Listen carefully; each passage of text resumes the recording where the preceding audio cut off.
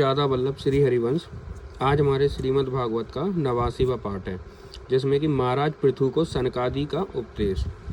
श्री मैत्रेय जी कहते हैं, जिस समय प्रजाजन परम पराक्रमी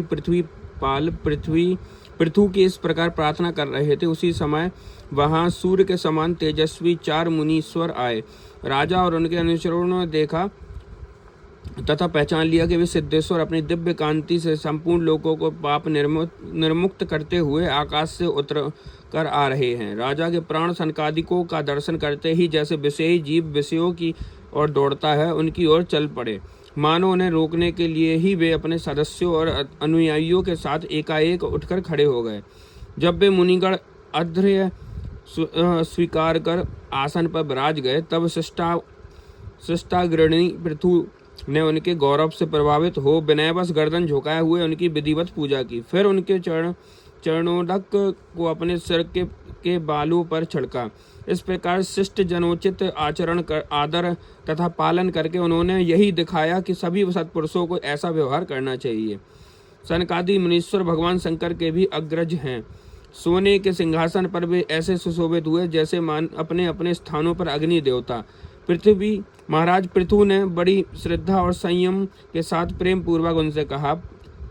पृथु जी ने कहा, मंगल मूर्ति मनुष्यों, आपके दर्शन तो योगियों को भी दुर्लभ है। मुझसे ऐसा क्या पुण्य बना जिसे स्वतः आपका दर्शन प्राप्त हुआ, जिस पर ब्राह्मण और तथा अथवा अनुचरों के सहित श्री शंकर या विष्णु भगवान प्रसन्न हो।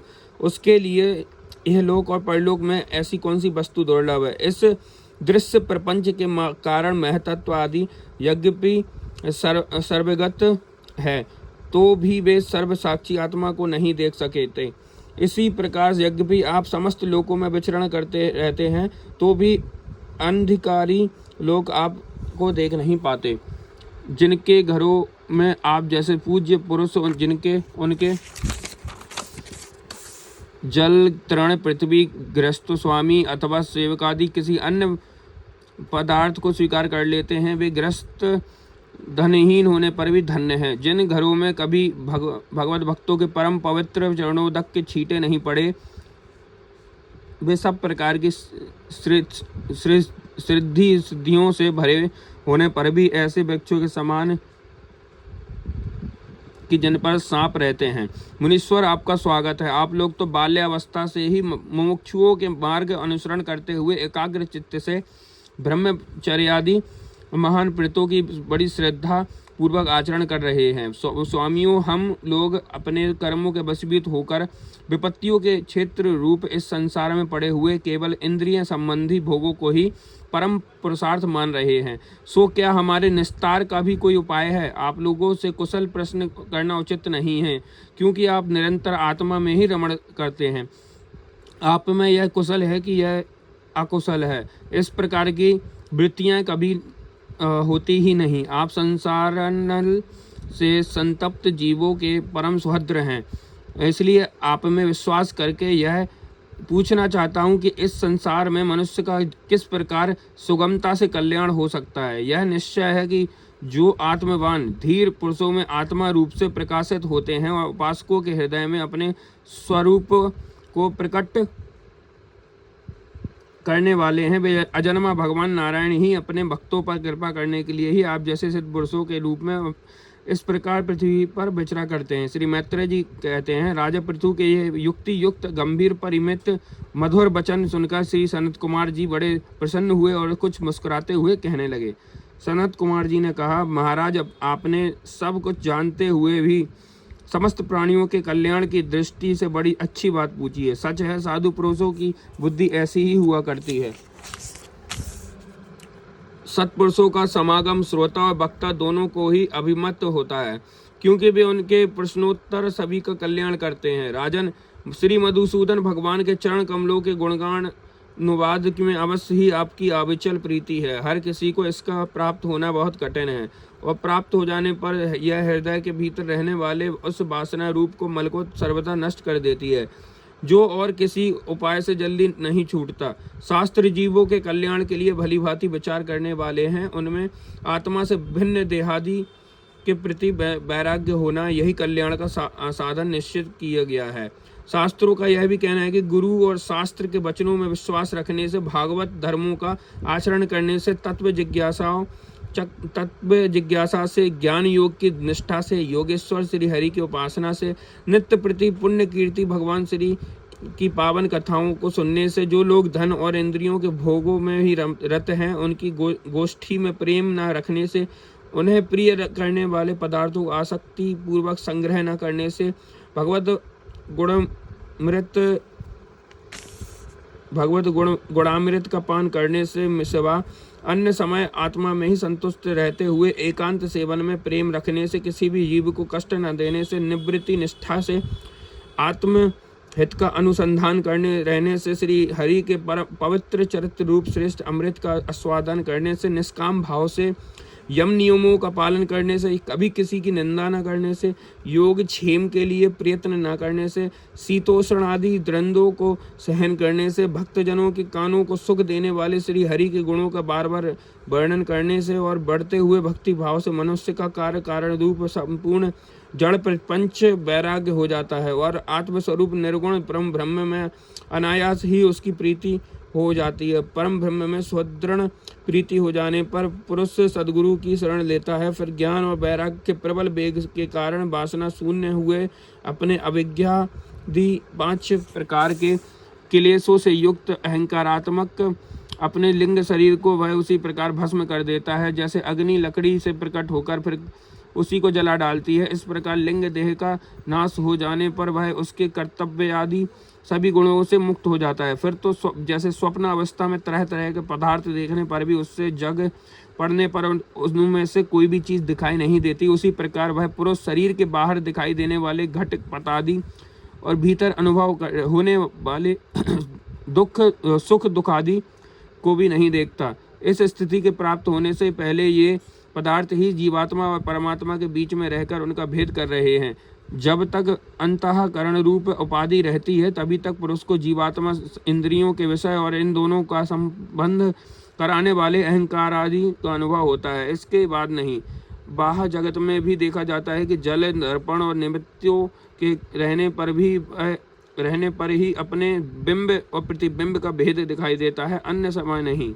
जो लोग विषय चिंतन में लगे रहते हैं उनकी इंद्रियां विषयों में फंस जाती हैं तथा मन को भी उन्हीं की ओर खींच ले जाती हैं। फिर तो जैसे जलाशय के तीर पर उगे हुए कुशादी अपनी जड़ों से उसका जल खींचते रहते हैं, इसी प्रकार वह इंद्रियां सख्त मन बुद्धि की विचार शक्ति को क्रमशः हर लेता है।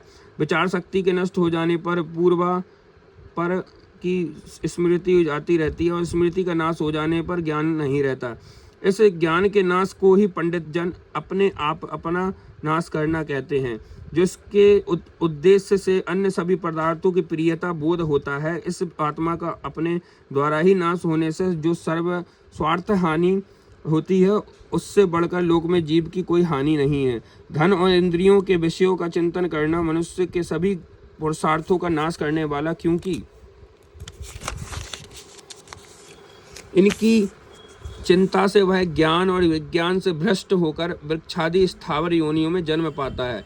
इसलिए जिसे अज्ञान अंधकार के पार होने की इच्छा हो उस पुरुष को विषयों में आसक्ति कभी नहीं करनी चाहिए, क्योंकि यह धर्म, अर्थ, काम, मोक्ष और की प्राप्ति बड़ी बाधक है।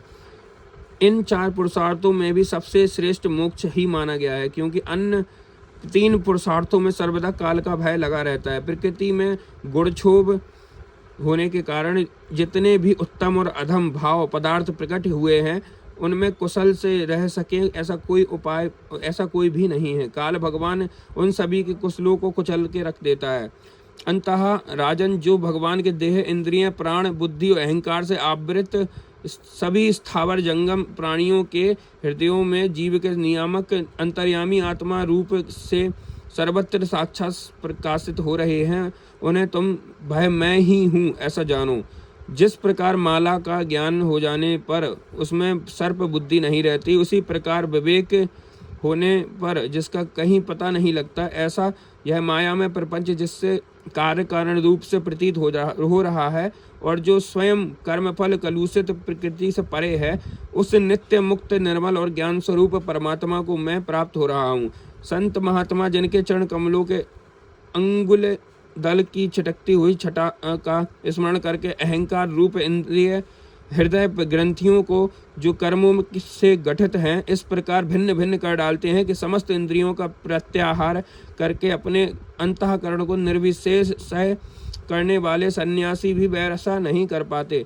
तुम उन सर्वाश्रय भगवान वासुदेव का भजन करो। जो लोग मन और इंद्रियों रूप मगरों से भरे हुए इस प्रकार संसार सागर को योग आदि दुष्कर साधनाओं से पार करना चाहते हैं, उनका उस पार पहुंचना कठिन ही है, क्योंकि उन्हें कर्णधार रूप श्री हरि का आश्रय नहीं है। अंततः तुम तो भगवान के आराधनीय चरण कमलों का नौका बनाकर अनायास ही इस दुस्तर समुद्र को पार कर लो। श्री मैत्रेय जी कहते हैं, मनुष्य विदुर जी ब्रह्मा जी के पुत्र आत्मज्ञानी सनत कुमार जी से इस प्रकार आत्म तत्व का उपदेश पाकर महाराज पृथु ने उनकी बहुत प्रशंसा करते हुए कहा। राजा पृथु ने कहा, भगवान दीन दयालु श्री हरि ने मुझ पर पहले कृपा की थी, उसी को पूर्ण करने के लिए आप लोग पधारे हैं। आप लोग बड़े ही दयालु हैं। जिस कार्य के लिए आप लोग पधारे थे उसे आप लोगों ने अच्छी तरह संपन्न कर दिया। अब इसके बदले में मैं आप लोगों को क्या दूं? मेरे पास तो शरीर और उसके साथ जो कुछ है वह सब महापुरुषों का ही प्रसाद है। ब्राह्मण, प्राण, स्त्री, पुत्र, सब प्रकार की सामग्रियों से भरा हुआ भवन, राज्य, सेना, पृथ्वी और कोष, यह सब कुछ आप लोगों का ही है। अंततः आपके ही चरणों में अर्पित है। वास्तव में तो सेनापतिव्य राज्य दंड विधान से संपूर्ण लोगों के शासन का अधिकार वेद शास्त्रों के श्रोता ब्राह्मण को ही है। ब्राह्मण अपना ही खाता है, अपना ही पहनता है, अपनी ही वस्तु दान देता है। दूसरे क्षत्रिय आदि तो उसी की कृपा से अन्न खाने को पाते हैं। आप लोग वेद के पारगामी हैं। आपने अव्ययात्मक तत्व का विचार करके हमें निश्चित रूप से समझा दिया है कि भगवान के प्रति इस प्रकार अभेद भक्ति भी उनकी उपलब्धता का प्रधान साधन है। आप लोग परम दयालु हैं। अंततः अपने इन दीनों द्वार रूप कर्म से ही सर्वदा संतुष्ट रहें। आपके इस उपकार का बदला कोई क्या दे सकता है? उसके लिए प्रयत्न करना भी अपनी हंसी कराना ही है। श्री मैत्रेय जी कहते हैं, विदुर जी, फिर आदिराज पृथु ने आत्मज्ञानियों में श्रेष्ठ सनकादि की पूजा की और वे उनके शील की प्रशंसा करते हुए सब लोगों के सामने ही आकाश मार्ग से चले गए। महात्माओं में अग्रगण्य महाराज पृथु उनके आत्मोपदेश पाकर चित्त की एकाग्रता से आत्मा में ही स्थित रहने के कारण अनेकों कृत्य सा अनुभव करने लगे। वे ब्रह्मपर्ण बुद्धि के समय स्थान, शक्ति, न्याय और धन के अनुसार सभी कर्म करते थे। इस प्रकार एकाग्र चित्त से समस्त कर्मों का फल परमात्मा को अर्पण करके आत्मा को कर्मों का साक्षी एवं प्रकृति से अतीत देखने के कारण वे सर्वदा निर्लिप्त रहे। जिस प्रकार सूर्य देव सर्वत्र प्रकाश करने पर भी वस्तुओं के गुण दोष से निर्लिप रहते हैं, इसी प्रकार सार्वभौम साम्राज्य लक्ष्मी से संपन्न और गृहस्थाश्रमों में रहते हुए भी अहंकार शून्य होने के कारण वे इंद्रियों के विषयों में आसक्त नहीं हुए। इस प्रकार आत्मानिष्ठ में स्थित होकर सभी कर्तव्य कर्मों का यथाचित रीति से अनुष्ठान करते हुए उन्होंने अपनी भार्या अर्ची के गर्भ से अपने अनुरूप 5 पुत्र उत्पन्न किए। उनके नाम विजिताश्र, धूमकेश, हर्यश, द्रविण और ब्रक थे। महाराज पृथु भगवान के अंश थे। वे समय समय पर जब आवश्यक होता था जगत के प्राणियों की रक्षा के लिए अकेले ही समस्त लोकों के लिए गुण धारण कर लिया करते थे। अपने उदार मन, प्रिय और हित वचन, मनोहर मूर्ति और सौम्य गुणों के द्वारा प्रजा का रंजन करते रहने से दूसरे चंद्रमा के समान उनका राजा यह नाम सार्थक हुआ। सूर्य जिस प्रकार गर्मी में पृथ्वी का जल खींचकर वर्षा काल में उसे पुनः पृथ्वी पर बरसा देता है तथा अपनी किरणों से सबको ताप पहुंचाता है, उसी प्रकार वे कर रूप से प्रजा का धन लेकर उसे दुष्काल आदि के समय मुँह हस्त से प्रजा के लिए हित में लगा देते थे और जब सब पर अपना प्रभाव जमा जमाए रखते थे। वे तेज में अग्नि के समान दुर्घर्ष, इंद्र के समान अजेय, पृथ्वी के समान क्षमाशील और स्वर्ग के समान मनुष्यों की समस्त कामनाएं पूर्ण करने वाले थे। समय समय पर प्रजाजनों को तृप्त करने के लिए वे मेघ के समान उनके अभीष्ट अर्थों को खुले हाथ से लुटाते रहते थे। वे समुद्र के समान गंभीर और पर्वतराज सुमेरु के समान धैर्यवान भी थे। महाराज पृथु दुष्टों के दमन करने में यमराज के समान, आश्रयपूर्ण वस्तुओं के संग्रह में हिमालय के समान, कोष की समृद्धि में कुबेर के समान और धन को छिपाने में वरुण के समान थे। शारीरिक बल, इंद्रियों और पटुता तथा पराक्रम में सर्वत्र गतिशील वायु के समान और तेज की असहायता में भगवान शंकर के समान थे। सौंदर्य में कामदेव के समान, उत्साह में सिंह के समान, वात्सल्य में मनु के समान, मनुष्यों के अधिपत्य में सर्व समर्थ ब्रह्मा जी के समान, ब्रह्म विचार में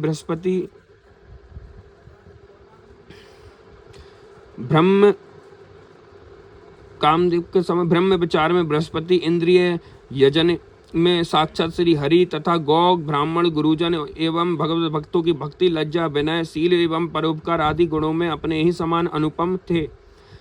लोग त्रिलोकी में सर्वत्र उच्च स्वर से उनकी कीर्ति का गान करते थे। इससे वे स्त्रियों तक के कानों में वैसे ही प्रवेश पाए हुए थे जैसे सत्पुरुषों के हृदय में श्री राम। जय श्री कृष्ण। श्री कृष्णाम चरण अस्तु।